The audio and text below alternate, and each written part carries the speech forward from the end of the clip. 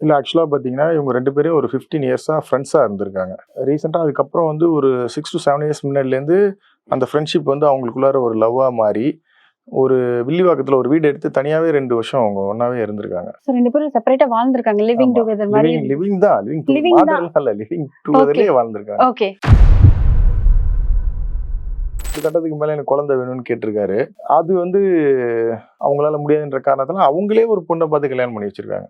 இப்ப திருமணமாகி இருக்கவங்க வந்து ஆமா. இவங்க பார்த்து கொடுத்த பெண். ஆமா. இவங்க தான் அந்த பொண்ணு வைஷு. பார்த்து ஆமா. திருமணத்துக்கு அப்புறமும் என் கூட தொடர்புல தான் இருந்தாரு. இப்ப 3 வரைக்கும் வருஷமா இருந்தாரு. ஓகே. இப்போ ஒரு 5 to 6 மந்த்தா பேசுறது இல்ல. என்ன அவாய்ட் பண்றாரு. எல்லா ஷூட்டிங் ஸ்பாட்ல பார்த்தாலும் அவாய்ட் பண்றாரு. எல்லா இடத்துலயும் அவாய்ட் பண்றாரு. சோ அதனால எனக்கு வேற ஆப்ஷன் இல்ல. சில பேர் என்ன வெளிய பேசிக்கிறாங்கன்னா, எல்லாம் ஒரு ஃபேம் தேடிக்கிறதுக்காக வந்துட்டு இப்பலாம் ரீசன்ட் டைம்ல மாதம்பட்டி அவர்கள் ஒரு இஷ்யூ போச்சு. இல்ல அப்படி இல்ல. அது நீங்க வந்து அப்படி எடுக்காதீங்க. பாதிக்கப்பட்ட சைடுல இருந்து கொஞ்சம் பார்க்கணும்.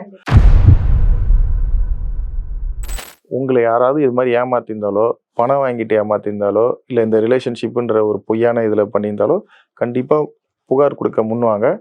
கண்டிப்பா புகார எடுத்துப்பாங்க.